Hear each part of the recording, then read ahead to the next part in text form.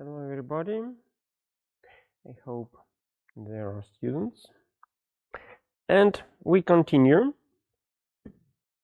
considering applications of Riemann integrals revisited. And today let us revise volume of a body of revolution. So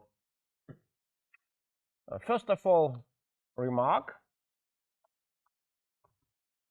volume is the Jordan measure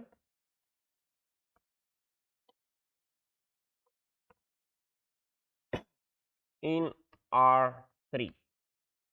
So that is another name, nothing else.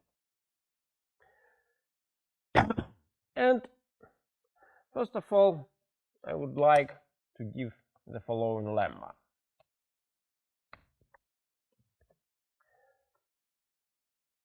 Suppose D is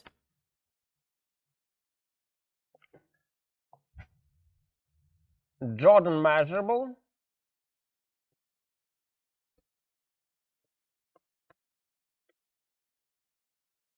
in Rn, then the cylinder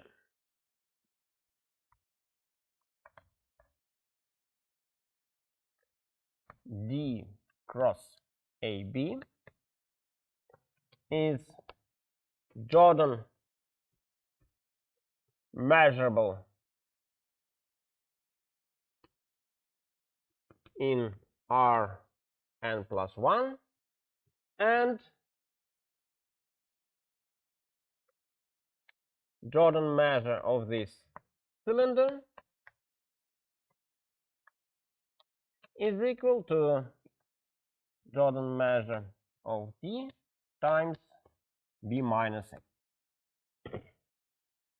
So for simplest situation, if we have in R2 we have a Jordan measurable set, then the cylinder is something like that. Just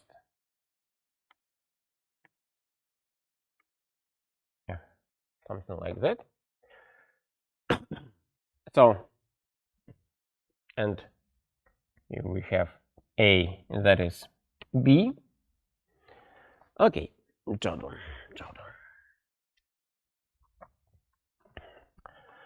And yeah, I would like to remark also that here Jordan measures are in different spaces. Here in Rn and in the left hand side in Rn plus 1. Proof. So D is Jordan measurable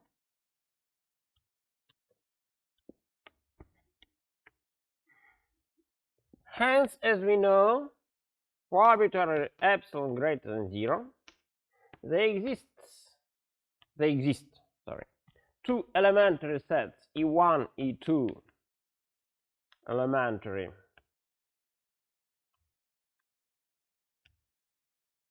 in Rn such that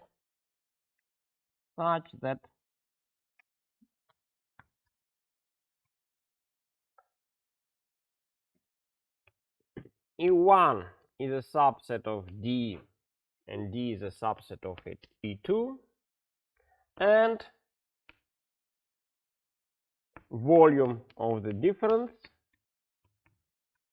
which is also elementary set, and elementary set is less than epsilon. So we can approximate our set by elementary sets from both sides, from inner side and from outer side. Okay, then So it means, roughly speaking, that we consider, let me draw just one set, E1. So here we have E1, that is an elementary set inside, that is E1. And cylinder over this E1 is piecewise parallelepiped domain. So we have many parallelepipeds. We shift this polygon along vertical axis. Move that polygon. E1 is a polygon, and you move it in vertical direction from the level A up to level B. So then we obtain such Cartesian product, E1 times AB, and that is obviously is a subset of Cartesian product and simultaneously subset of this Cartesian product. So we have an inclusion, and we move those sets along the vertical axis, and it gives the following inclusion for sets in Rn+1. Now, these are elementary sets, once again, but elementary in Rn+1, in the space in dimension 1 more than before, in Rn+1. And what is about volume of the difference? Volume of the difference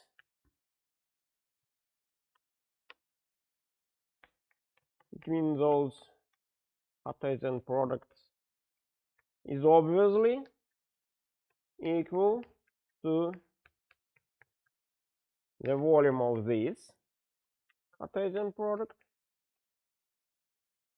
Yeah.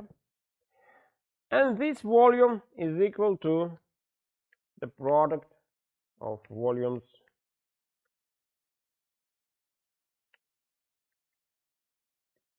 of those elementary sets.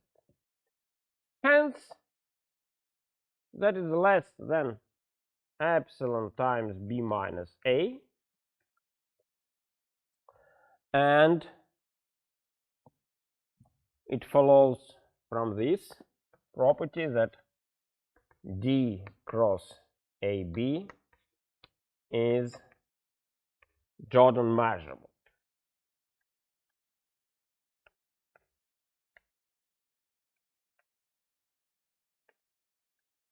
Since we can include it into this inclusion.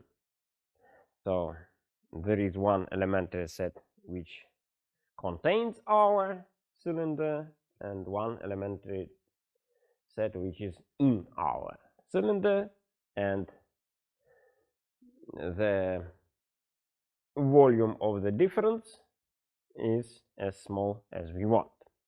Hence, that is Jordan measurable. And of course, yeah, for example, we can write now Jordan measure of this product is equal to, let's say,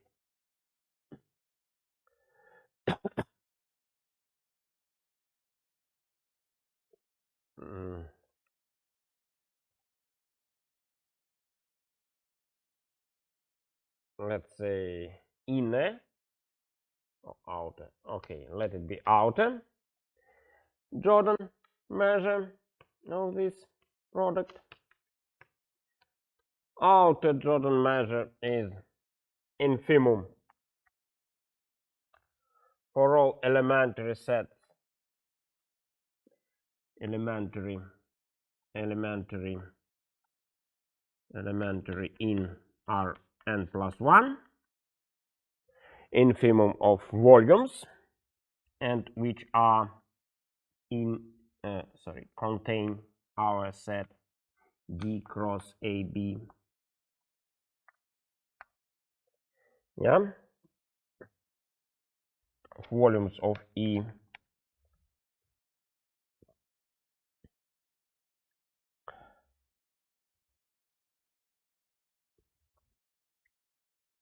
and this infimum coincides with infimum over all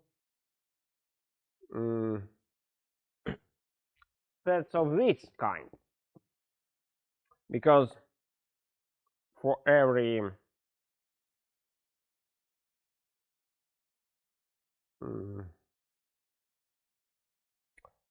yeah, but in fact we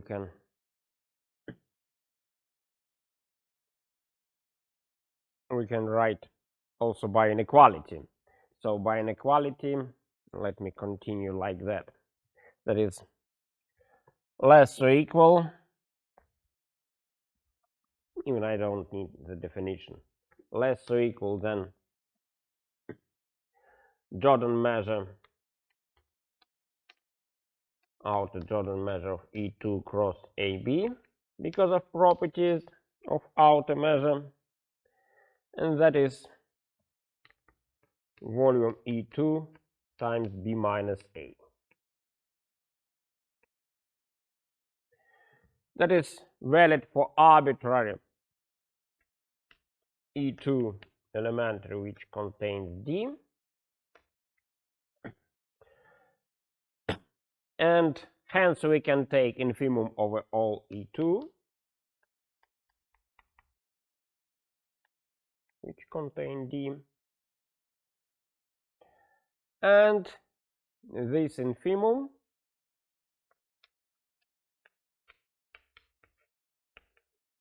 is equal to Jordan measure of D times B minus A.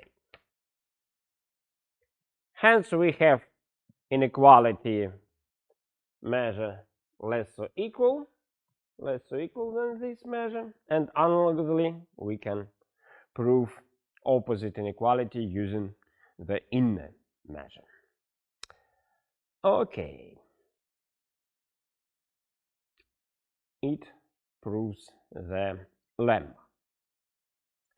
Now let me prove the theorem about volume of revolution. So theorem 2 in this section.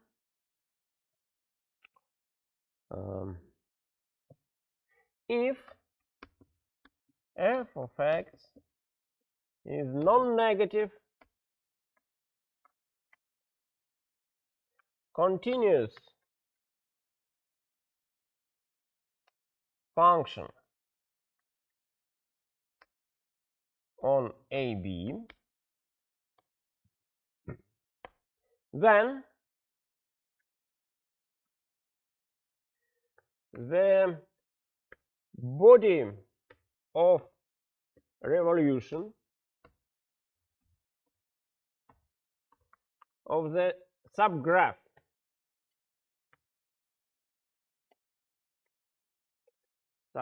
we considered before. Let me recall what is it. A less or equal x less or equal b, and 0 less or equal y less or equal f of x. Around the x-axis is Jordan measurable,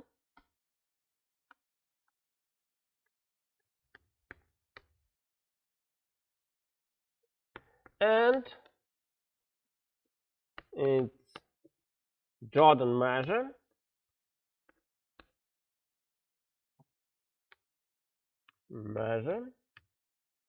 equals to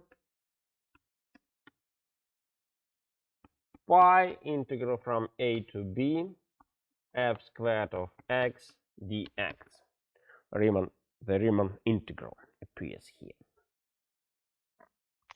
So this formula was given, in fact, in the last semester, But now you see we have a rigorous theory of volume that Jordan measure in R3, and hence we obtain precisely the result. So proof.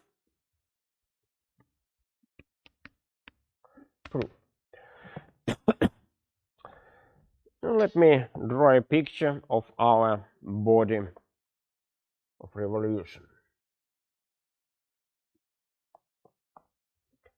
So what we do? We consider x-axis here, AB. We have our subgraph, something like that. Y equals to f of x, y. And we rotate around x-axis, and we obtain such a body of, so let me draw symmetrically,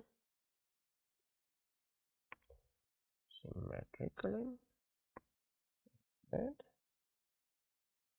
yeah. And we rotate around x-axis. That is our body of revolution. And now let us consider what are lower and upper Darboux sums of the function on the integral. For example, lower Darboux sum. What is lower Darboux sum? That is sum, okay, let it be up to m, pi mj squared delta xj.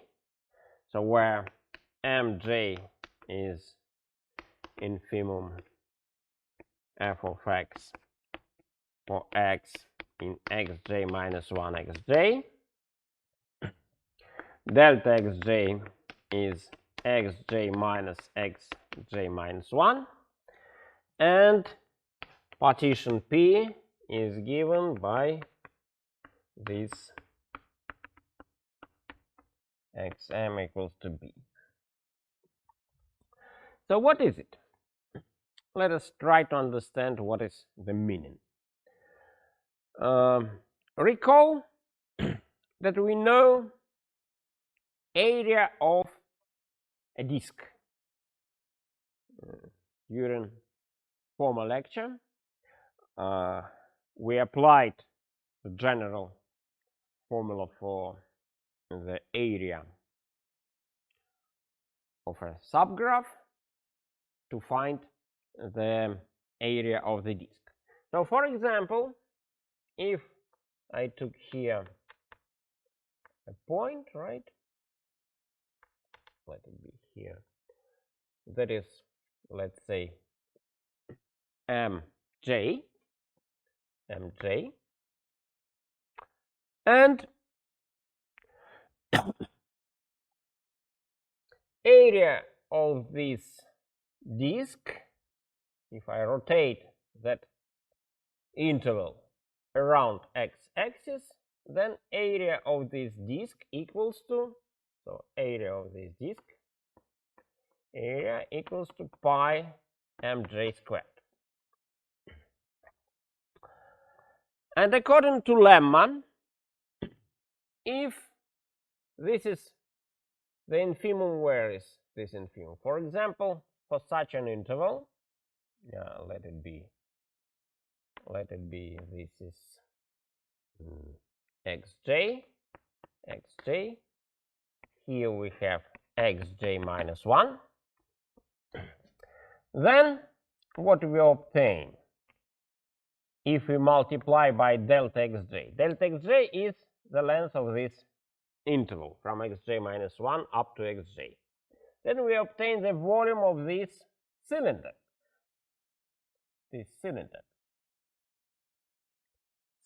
So thin cylinder, the height of the cylinder is delta xj, delta xj. So delta xj is the height of our cylinder. Pi mj, mj is radius of the base of the cylinder. We have small cylinder. So Jordan measure of the cylinder is precisely that one. And then we sum up such volumes. It means we obtain a volume of a figure which is formed by several cylinders. And so we have that is equal to Jordan measure of a special figure phi, which is obtained by rotating the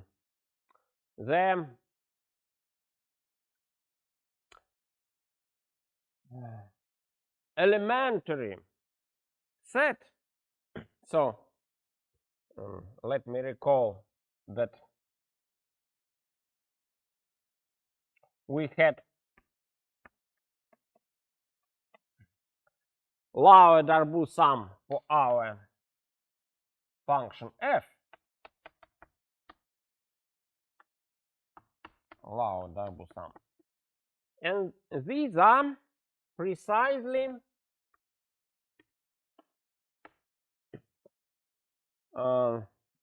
let's say small s, where small s, what is small s? Let me draw the picture, part of that picture without rotating.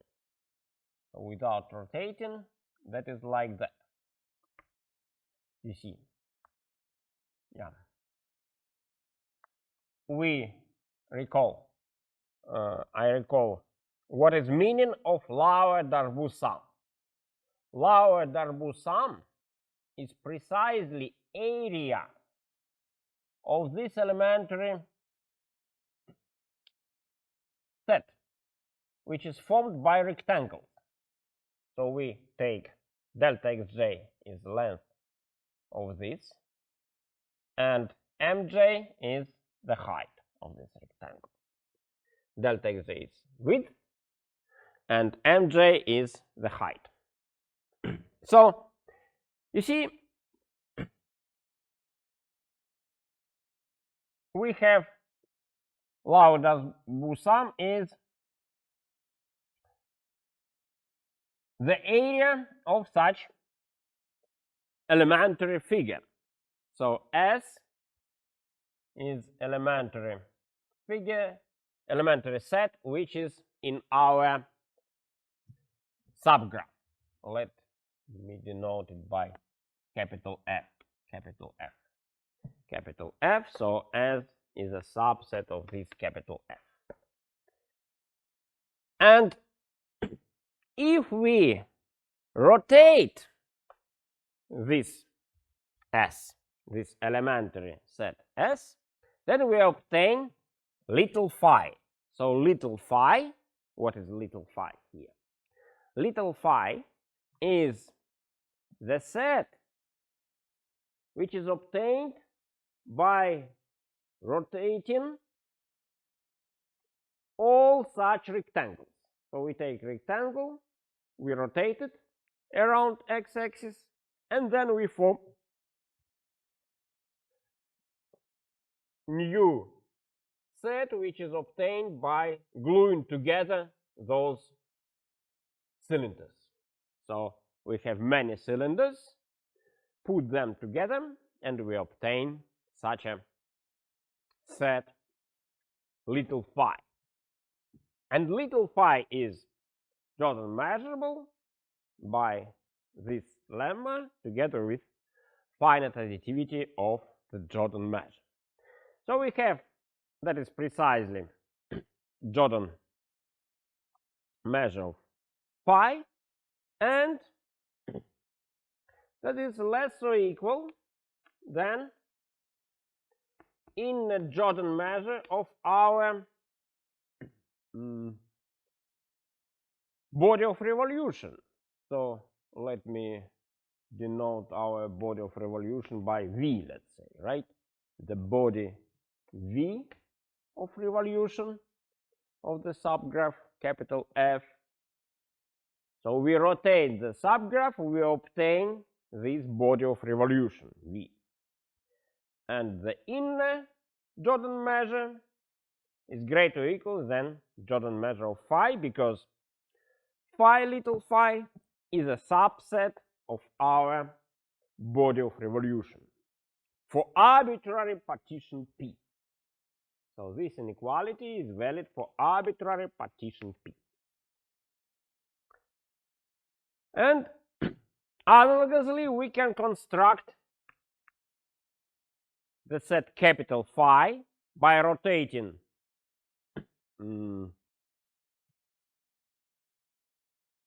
the elementary set capital S, which is formed analogously by using capital MJs. So if we take capital MJs in our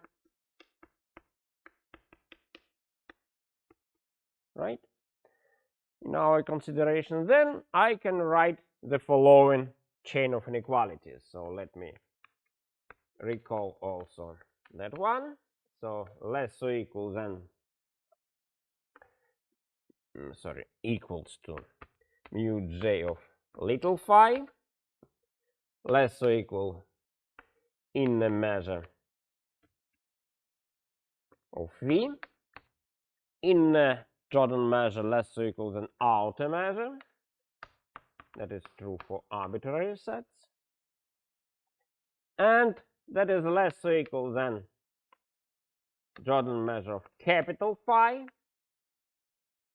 which is precisely the sum, analogous sum with capital Mj squared times pi delta xj, and that is upper Darboux sum of pi f squared. So, and as we know, supremum over all partitions of our lower Darboux sums is equal to infimum of all upper Darboux sums, and that is precisely our Riemann integral.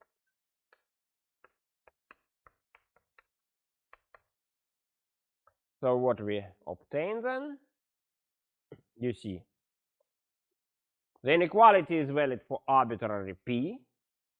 Supremum and infimum coincide. It means that in fact we have equality for those quantities which are in between lower and upper Darboux sums, and then can be as close to each other as we want. Hence we have equality here, and the only number which is between every lower sum and every upper sum is precisely this integral, and it gives the result. So theorem is proved. Okay, that is a revision of geometric properties of the Riemann integral. So now everything is proved in details. So now we can start new chapter, chapter 3.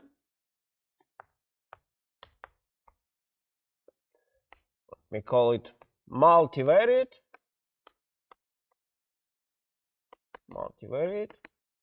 differential calculus. So section 1, let me have a look how I call it. Yeah. Section 1, differentiability.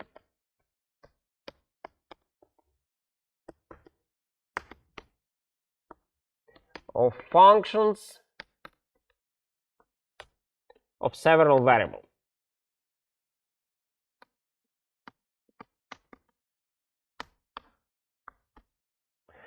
So let me recall firstly.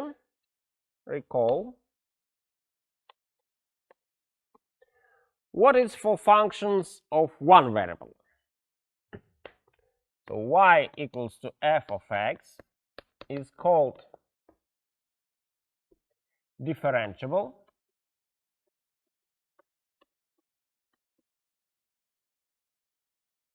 at x naught if the increment delta y, which is f of x naught plus delta x minus f of x naught, can be represented as a number a times delta x plus little o of delta x as delta x tends to 0. That is the definition, and a is a number. Okay, now what to do for now? Let y equals to f of x is f of x1 so on xn be a function of several variables.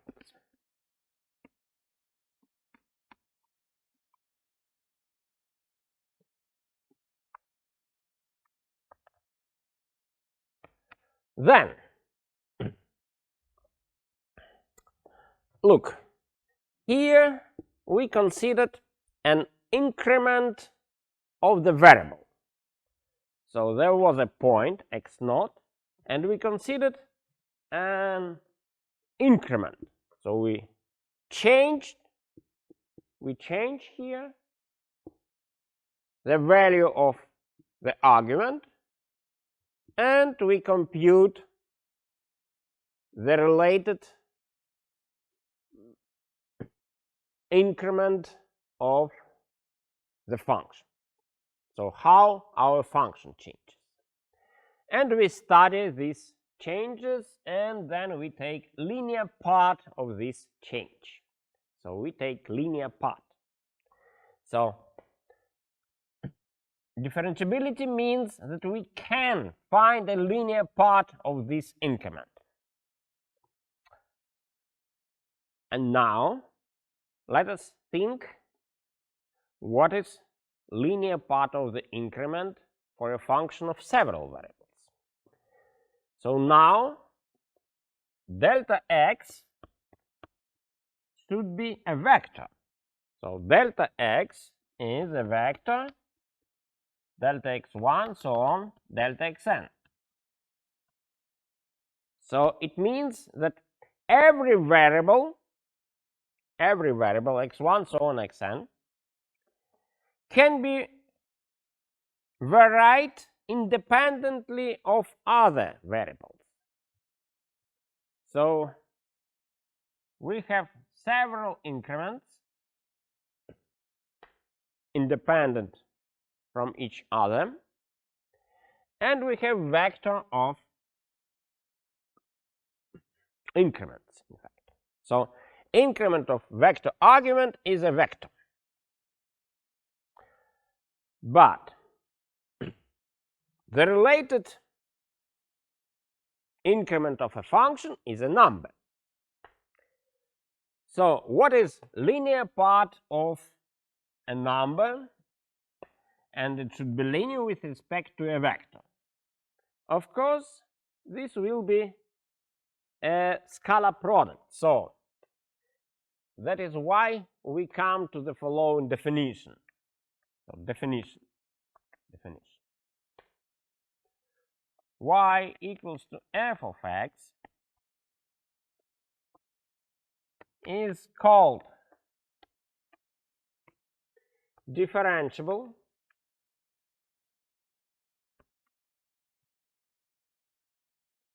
at x naught, now x naught also is a vector in Rn. If f is defined in a neighborhood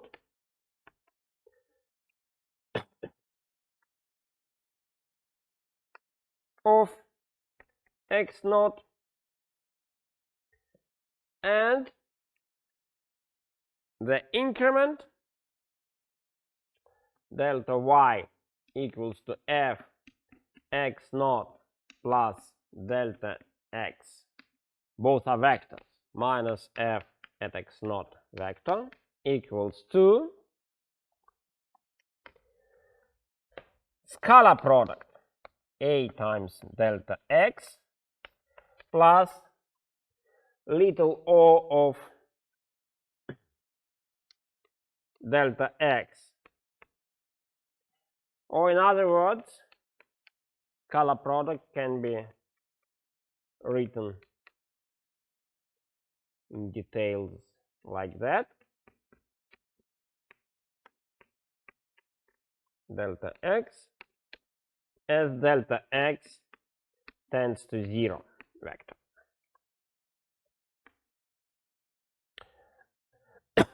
In principle, it's possible to write here or without modulus, but then I should explain what means little o of a function of several variables.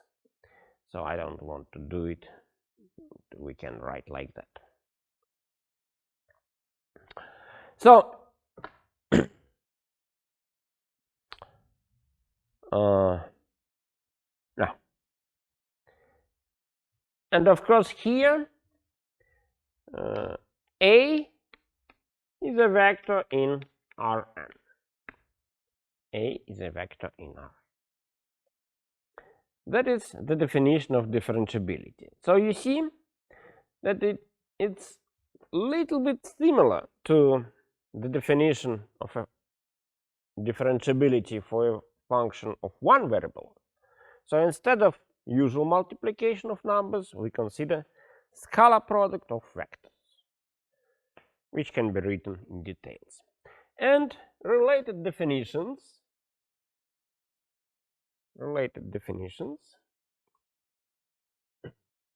So, in fact, I can continue that definition.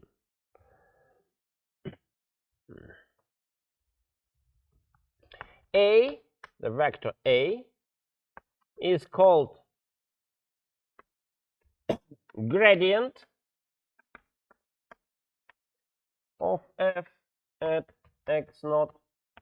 Notation A is derived f at x naught,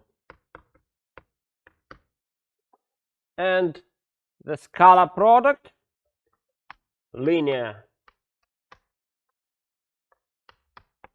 expression, is called differential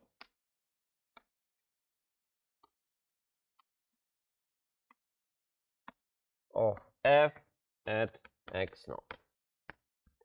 Notation is df at x naught is by definition precisely this scalar product. Okay, let me stop for a while for a break. Okay, let's continue.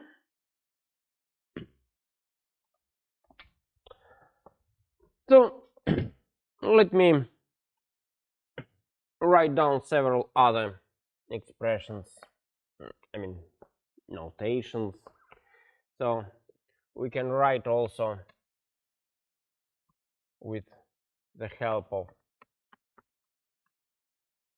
notation gradient, and we can write also in coordinates a1 delta x1 plus so on plus an delta xn. Okay, that is done. So the definition is given of several main objects of multivariate differential calculus, namely gradient, differential, and differentiable functions. Now, let me continue the recall.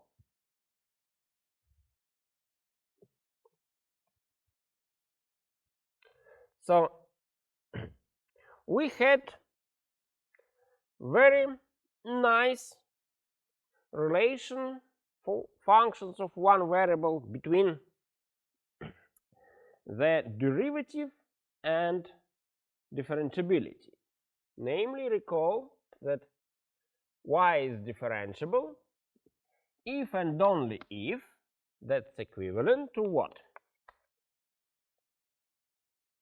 If there exists a derivative f prime at x naught.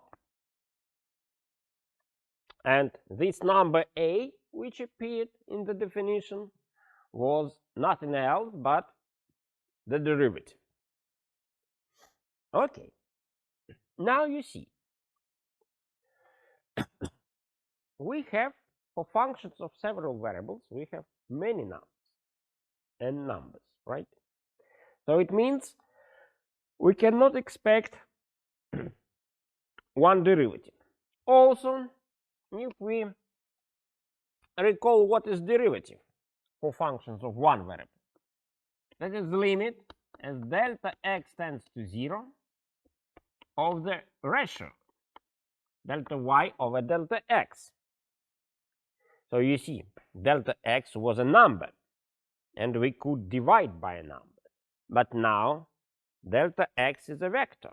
And of course, we cannot divide by a vector. It's impossible. So, hence,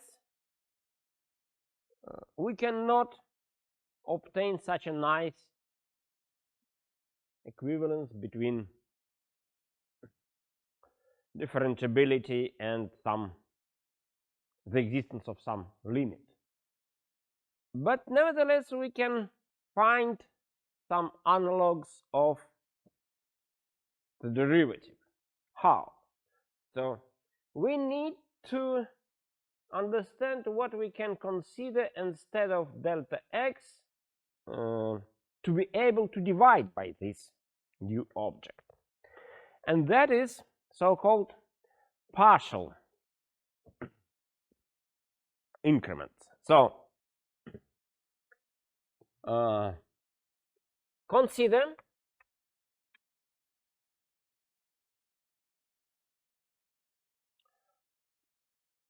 functions of one variable xj. So these are functions phi of xj, which are defined as f of x1 naught, x2 naught, so on, xj minus 1 naught, xj, xj plus 1 naught, so on, xn naught. So where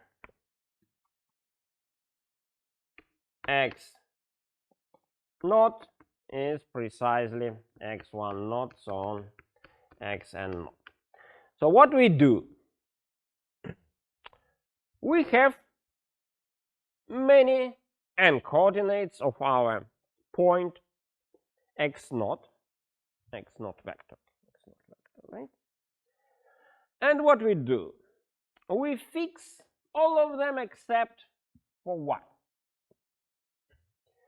And it gives a function of one variable, xj, and let me also insert here index j as well. So we can do it for all possible values of j from 1 up to n. So we have, if we have one function of n variables, then we can form n functions of one variable. So we fix all coordinates except for one, and we obtain function of one variable, right? Now we can also consider the related increment. So if we vary only one variable, then we can form partial increment. Partial increment.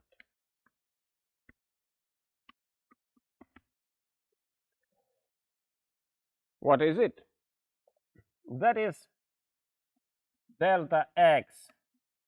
Let me put j somewhere here, like that, which is by definition is vector which consists of zeros everywhere except jth place. So that is jth place.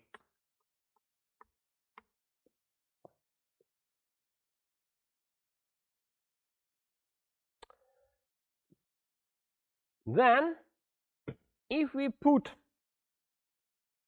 instead of delta x in general increment, such a delta xj, then we obtain partial increment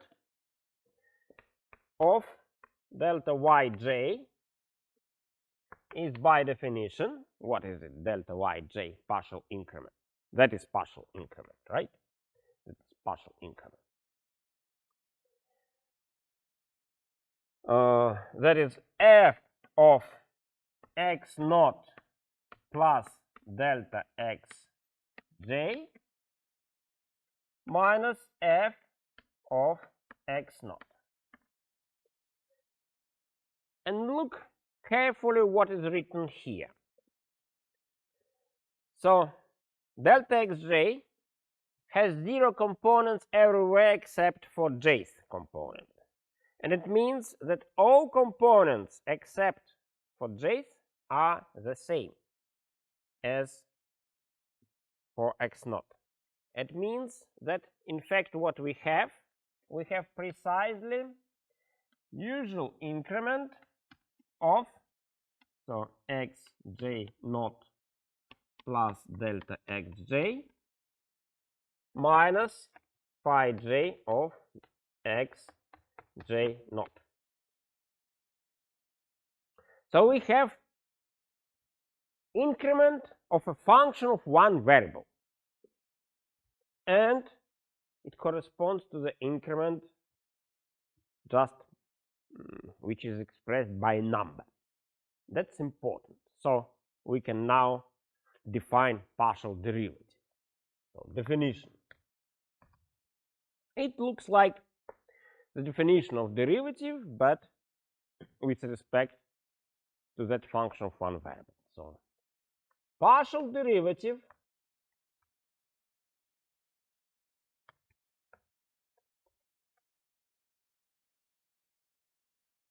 df over dxj at x naught is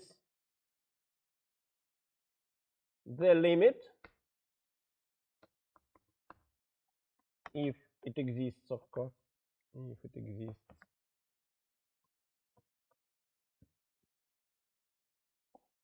of the ratio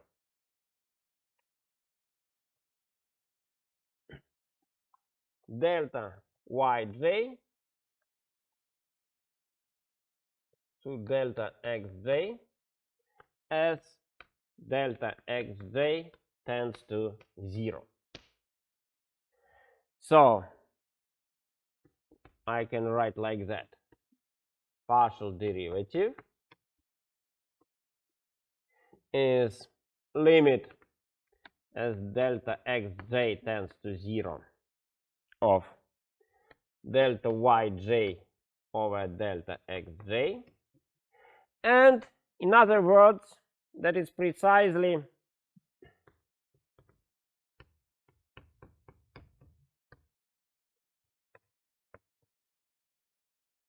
the same thing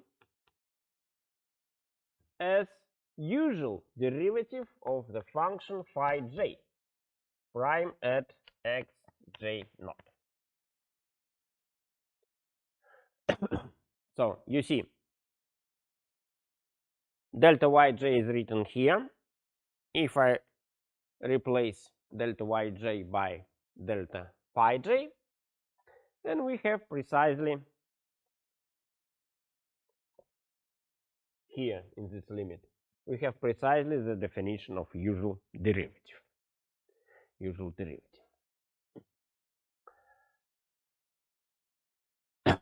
So partial derivative is defined similarly to the derivative, but with respect to only one variable.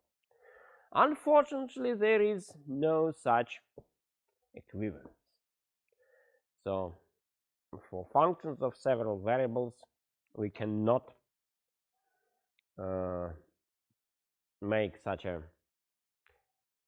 assertion that function is differentiable if and only if, let's say, all partial derivatives exist. That's not true.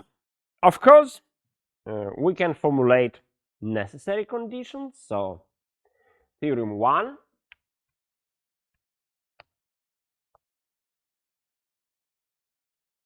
in fact, first two theorems are necessary conditions, so I will not give the names. So if f is differentiable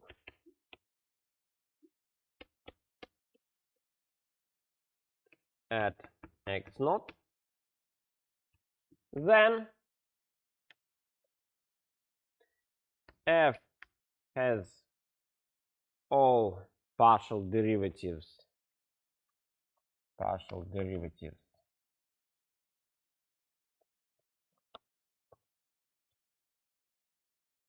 df over dxj at x naught, they from 1 up to n, and the vector of gradient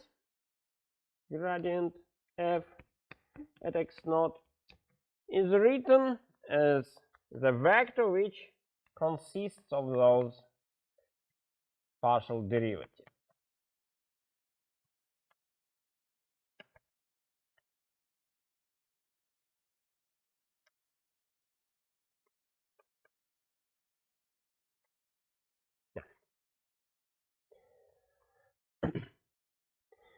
For the definition, in fact, we don't need to do anything. So look what we should do. So for the proof, we don't need to do anything. Why? Because in fact, what we have to do, substitute to the definition of gradient and differentiability,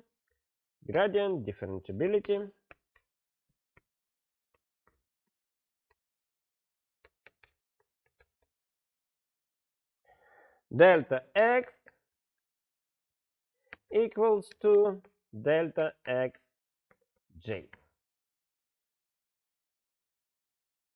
Then what we obtain? Then we obtain delta y will be precisely delta yj from here, and that is, what is it? Look, we need to substitute here, right? Instead of delta x1 and so on, delta xn, except for delta xj, we need to substitute zeros. Well, yeah, here, zeros. It means only one term is not zero. This term is precisely aj times delta xj plus little o of the length. What is the length of this vector? Precisely delta xj. And of course, for a number, delta xj doesn't matter either to indicate modulus or not, right? Delta xj tends to 0. Now what is written here? Delta yj, let me recall, was the increment of the function phi j. So it means that phi j is differentiable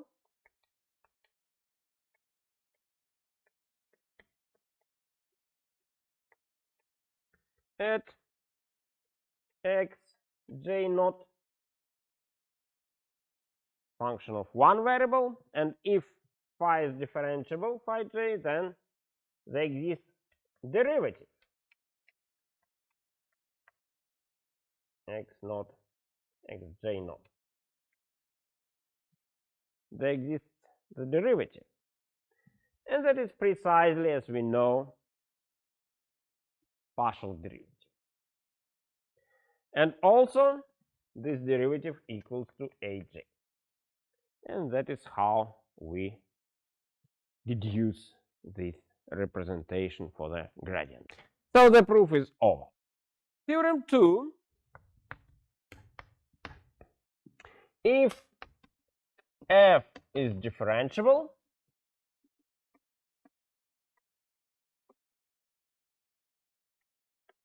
at x naught, then f is continuous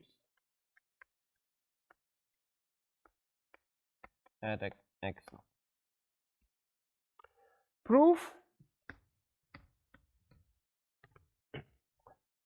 So what we have to check, in fact, continuity, so continuous at x naught is equivalent that the limit as delta x tends to 0 of delta y is 0. So by definition of continuity, what is continuity? If delta x tends to 0, then this difference tends to 0 as well. And now look at this. So we know that if f is differentiable, then we can represent delta y as is written here. And you see, if delta x tends to 0, vector tends to 0, then little o also tends to 0, and every number here is also tends to 0, and that's all. So proof is over. And remark, theorems 1, 2 are necessary conditions for differentiability.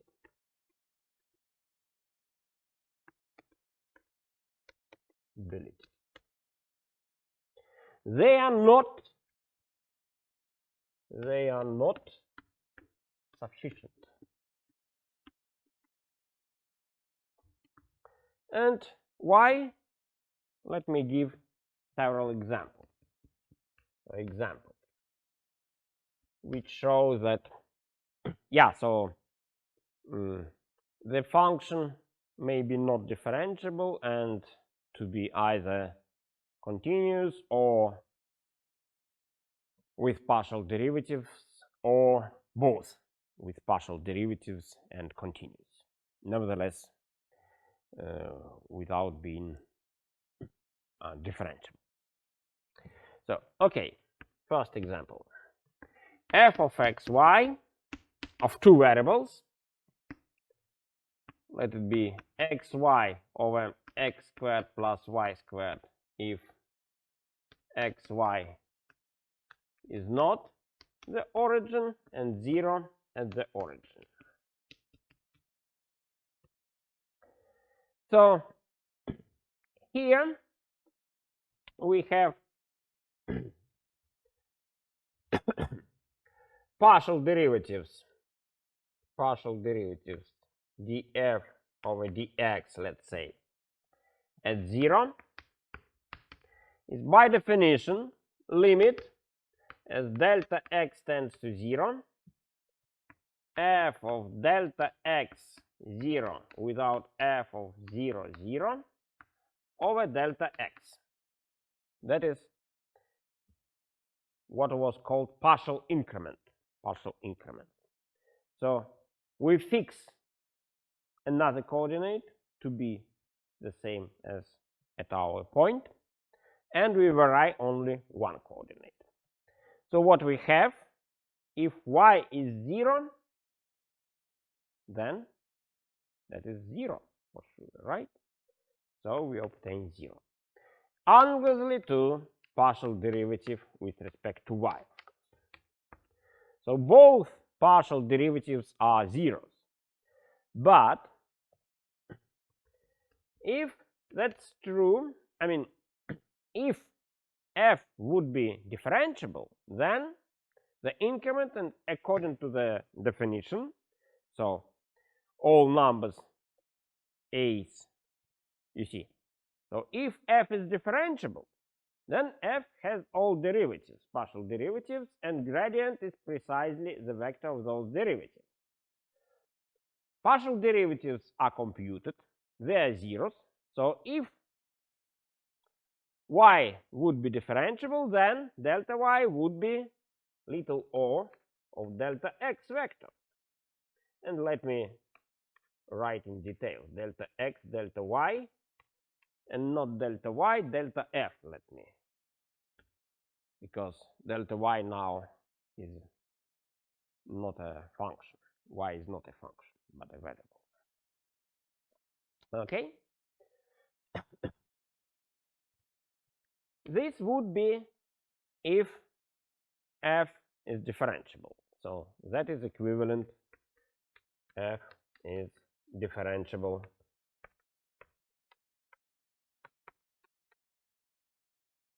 at 0, 0.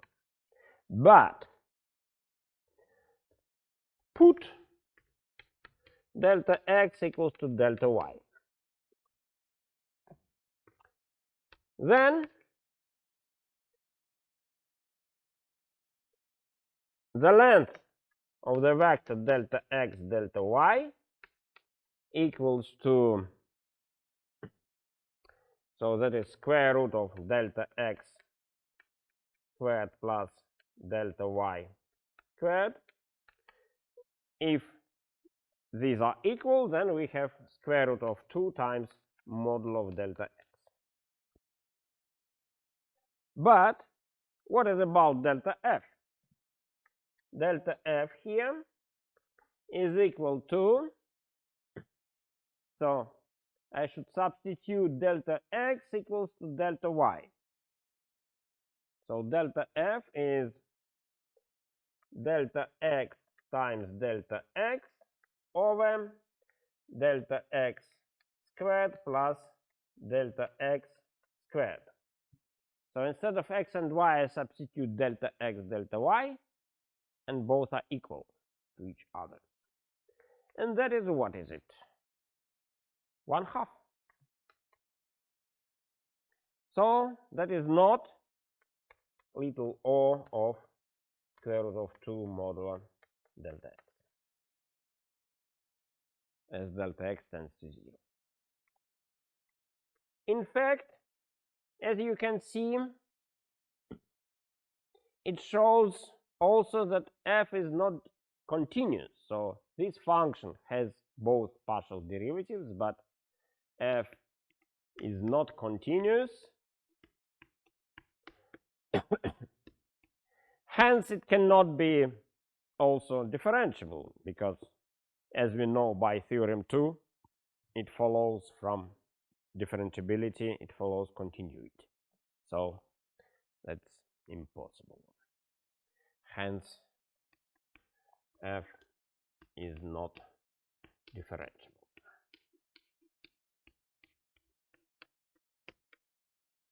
And also we check it directly. Okay. Second example.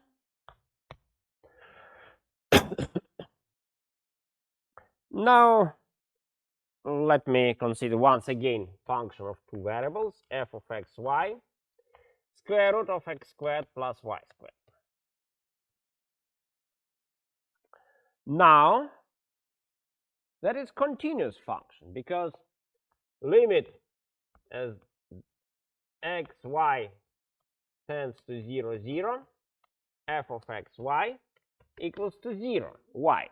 Because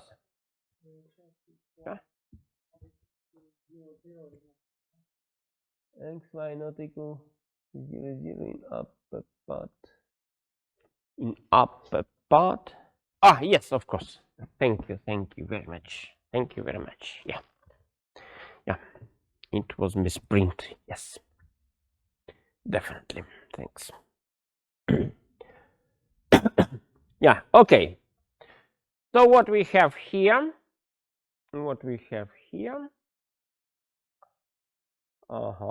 yeah, how to prove that is true? Because you see, how to prove the limit exists.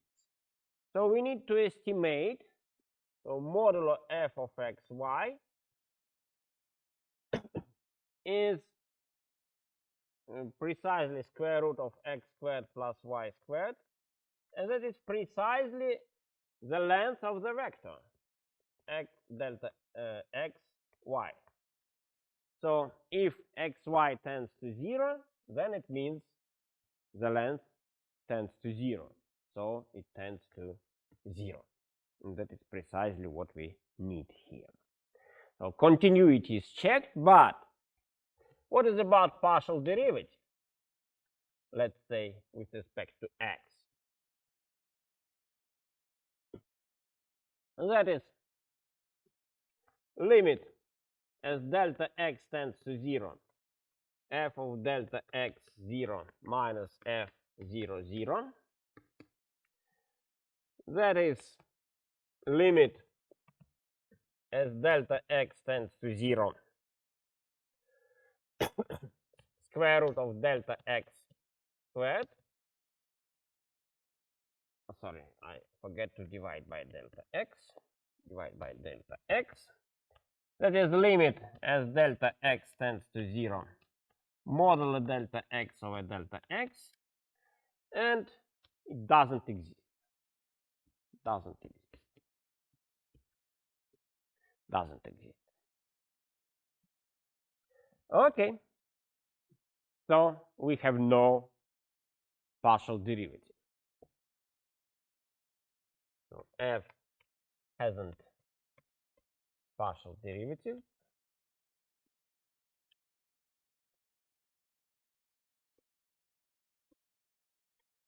Hence, f is not differentiable.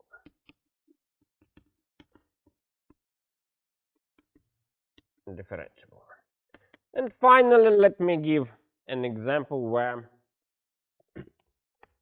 both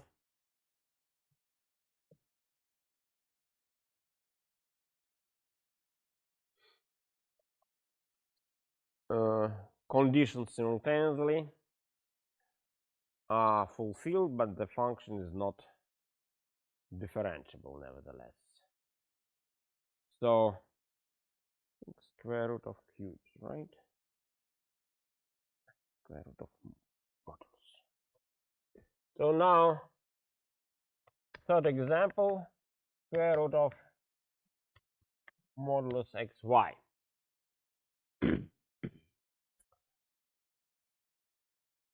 Yeah. So here I want to show that both conditions are satisfied. I mean, f is continuous and f has partial derivatives. So is continuous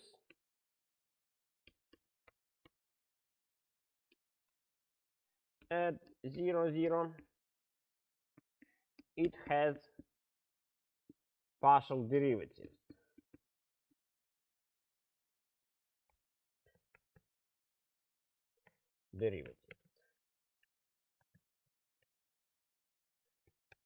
At df over dx 0, 0 and df over dy 0, 0. Both partial derivatives exist. Why?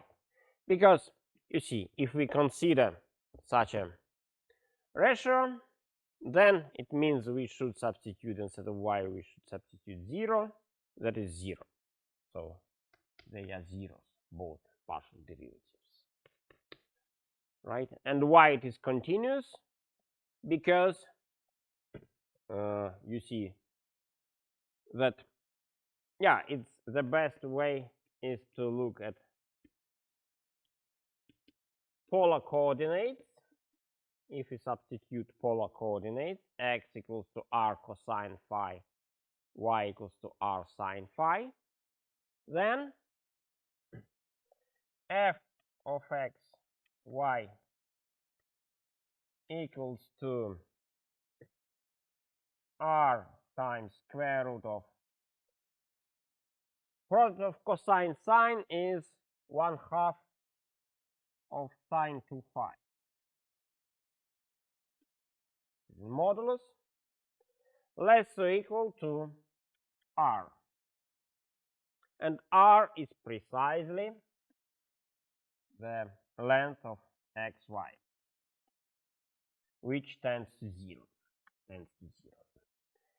And that is also non-negative. Hence, f of xy also tends to 0. And it gives continuity. Nevertheless, f is not differentiable. F is not differentiable. Why? Because what is differentiability? Differentiability means if we substitute delta x, delta y, then we have delta f, which is square root of modulus delta x times delta y, the square root, should be equal to what? If we know that partial derivatives are zeros, then that should be precisely little o of the length of this vector, delta x, delta y. That is what we have to check. But that is not true. Why? In fact, yeah, for example, the simplest way, once again, put here delta x equals to delta y. Then what we obtain? Delta f equals to, if delta x equals to delta y, then both are equal to delta x. So we have precisely model of delta x. And that is not little o of the length is square root of 2 times delta x. Since what is little o? Little o means if we divide this expression by that one, then the limit should be 0. But it is not 0. Hence, we are done.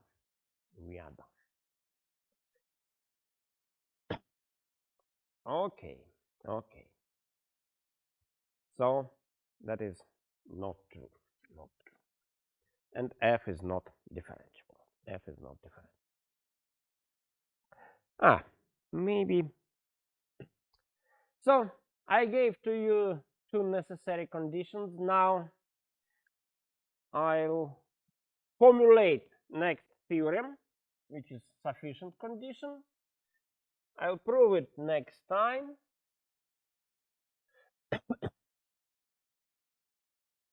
But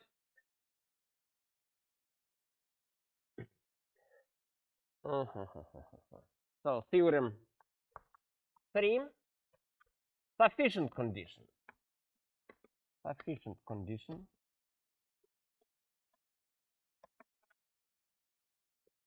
For differentiability.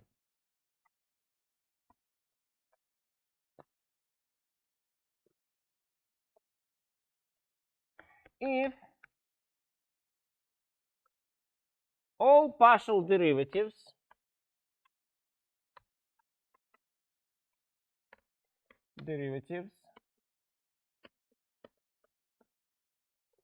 df over dxj, j1 up to n, exist in a neighborhood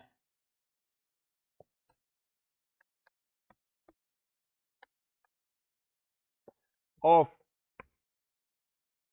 x0 and are continuous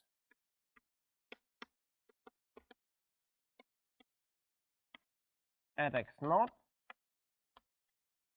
then f is differentiable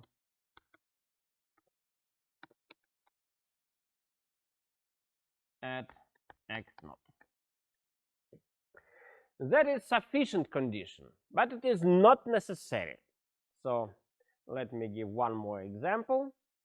Example 4. So consider now function f of xy equals to cubic root of x squared y squared. This function is differentiable. Why? Because partial derivatives at 0, of course, are zeros. It's obvious, just by substituting like we did before. And in fact, delta f, which is cubic root of delta x squared times delta y squared, is little o of the length of this vector. Why? Because as delta x, delta y tends to 0. Why? Because of, if we replace delta x r cosine phi, delta y r sine phi, then we have here cubic root of r power of 4 cosine squared phi sine squared phi, that is less or equal r to the power 4 over 3, and that is precisely little o of r. Here we have r. That is true as r tends to 0. So the function is differentiable at 0.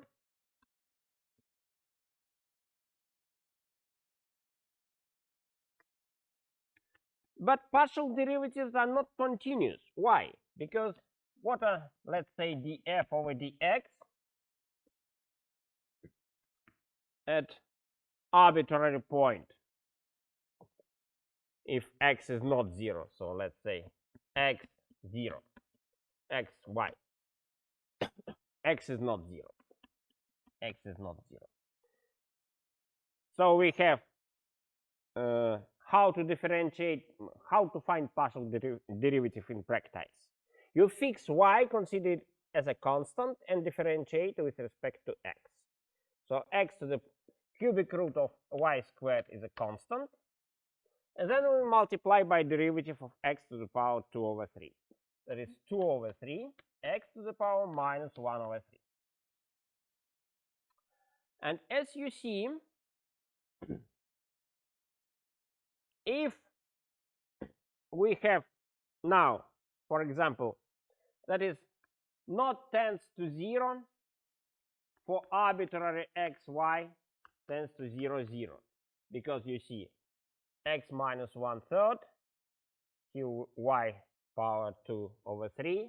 We can find x and y in such a way that this x, y both tends to 0, but this expression does not tend to 0.